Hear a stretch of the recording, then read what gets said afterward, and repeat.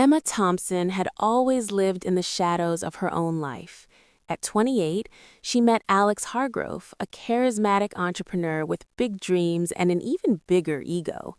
He was building a tech startup focused on AI-driven apps, and Emma, a talented painter fresh out of art school, fell deeply in love with his ambition. They married within a year, and Emma quietly set aside her dreams to support him. She managed their home, hosted countless dinner parties for investors, and even used her artistic skills to design the company's early branding, all without credit.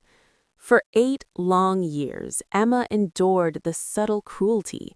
Alex's younger sister, Laura, moved in with them shortly after the wedding, turning their home into a battlefield of snide remarks.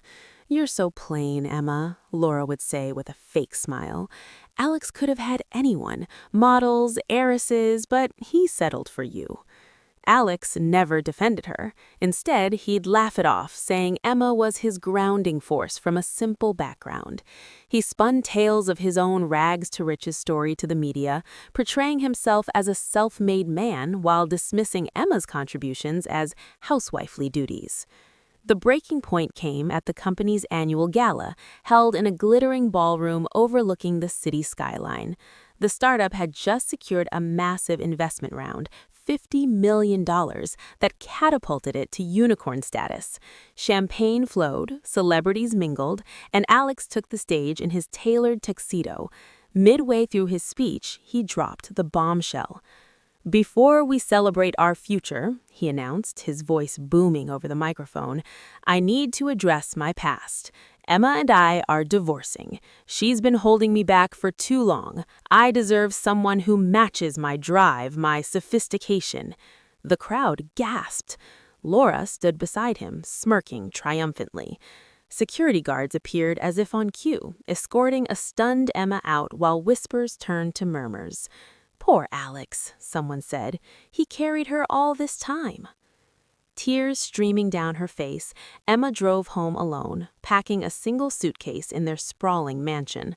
That's when her phone rang. An unknown number. It was Mr. Ellison, her late grandfather's lawyer.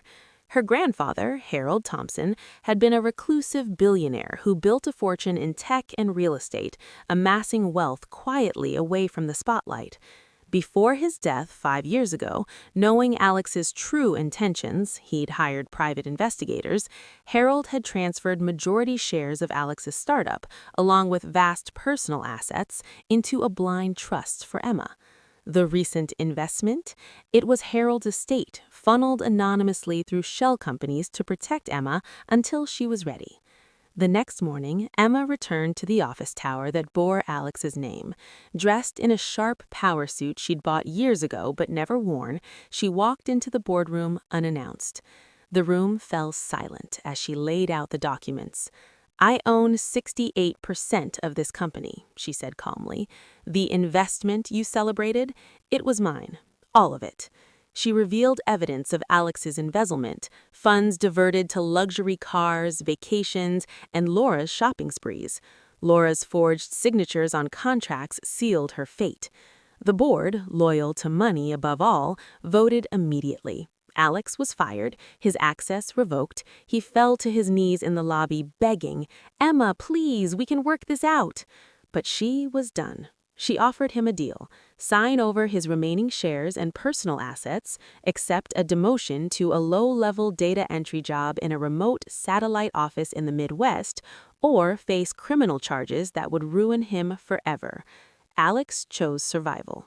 Months later, Emma rebranded the company, shifting its focus to ethical AI tools that supported creative industries, like apps for emergent artists. She funded galleries and scholarships, finally pursuing her own painting full-time. Her work began selling for 6 figures. Alex, meanwhile, was photographed in a dingy warehouse office, entering data under fluorescent lights, his designer suits replaced by cheap khakis. Laura, blacklisted from every social circle, waitressed at a roadside diner, her dreams of luxury shattered.